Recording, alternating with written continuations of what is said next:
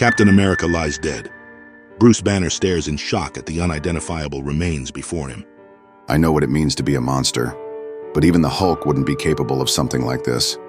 Cap was torn apart. His insides are now his outsides. America's heart is literally gone, and I have no idea who did it. Banner? I can't bleeping believe he's dead. Captain America is dead. The Avengers are trying to make sense of the unthinkable. They are speechless as they look at Steve's lifeless body. They calculate the timeline. It's fresh, just an hour old. They rush to the surveillance footage. I can only assume the compound has been breached. Unless what? Never mind that for now. The Quinjet logs reveal Steve Rogers had returned from a visit to the Arctic, but no one emerged when the jet landed. Now, Steve is dead, and the mystery deepens. Does anybody know what he was doing there? Gotta guess.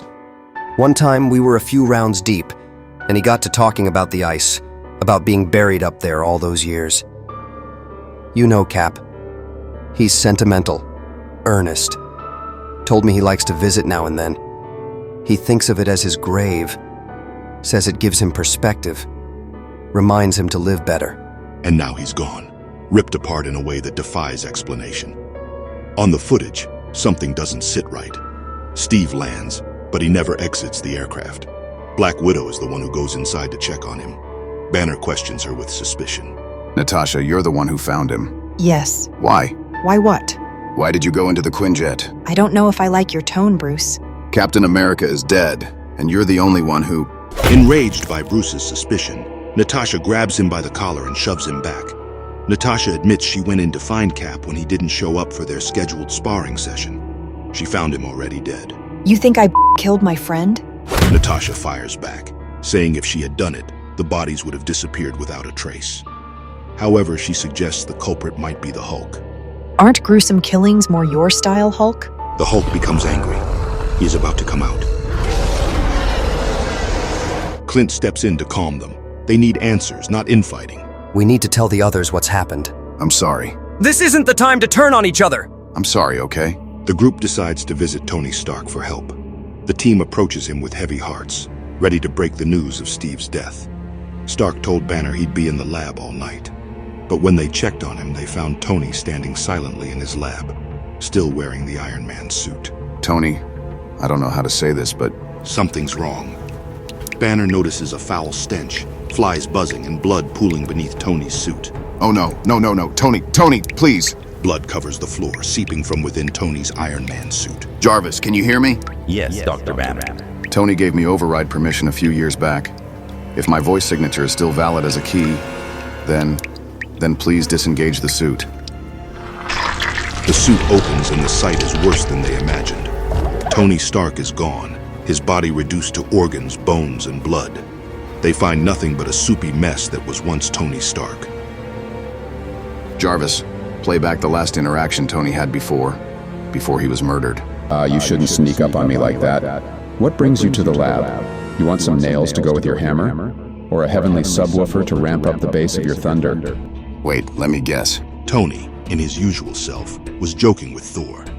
Thor is there in the lab, and moments later the recording cuts out. Thor, the god of thunder, is the prime suspect. If Thor is involved, this threat is beyond anything they imagined. Fueled by grief and anger, Banner transforms into the Hulk, and the team sets out to confront Thor. The unthinkable has happened. Two of Earth's mightiest heroes are gone. They crash through Thor's home, calling his name. Hulk smashes the wall in rage. He is about to grab Thor's head, but when they find him, it's too late. Thor is dead too, his body just as mangled as Steve's and Tony's. The realization hits them. Whatever is doing this isn't human. It's something far worse. Now Banner's scientific mind races. Could this be a pathogen? A parasite? Something microscopic and unstoppable? Clint draws his bow and aims an arrow tipped with adamantium straight at the Hulk's head.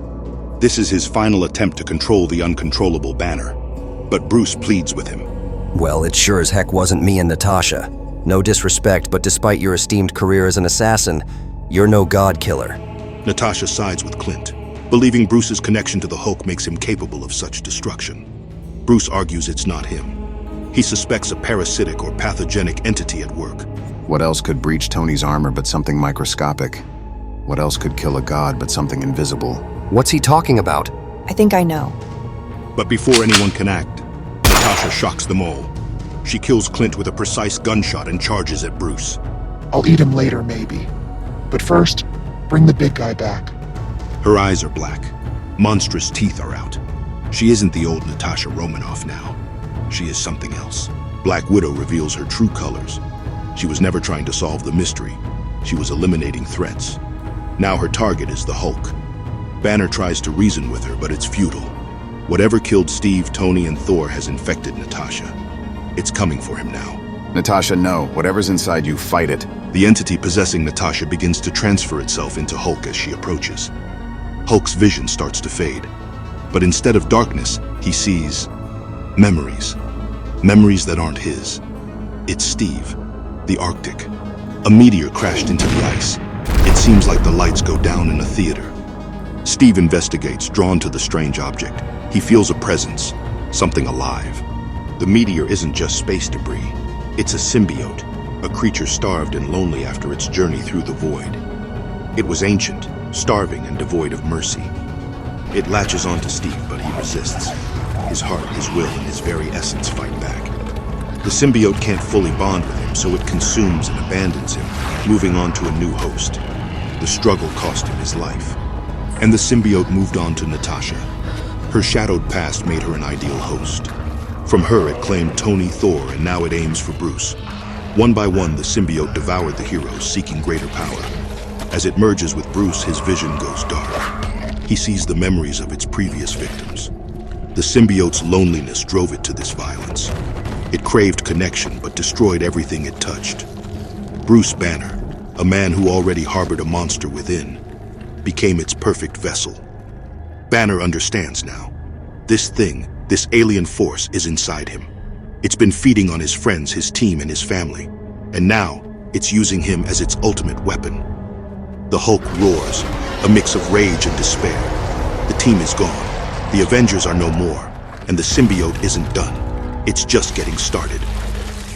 That's all for this story. If you liked the video, it would help us out if you liked and shared this with your friends. And don't forget to subscribe. Check out the next video on the screen and we'll see you in the next one. Take care.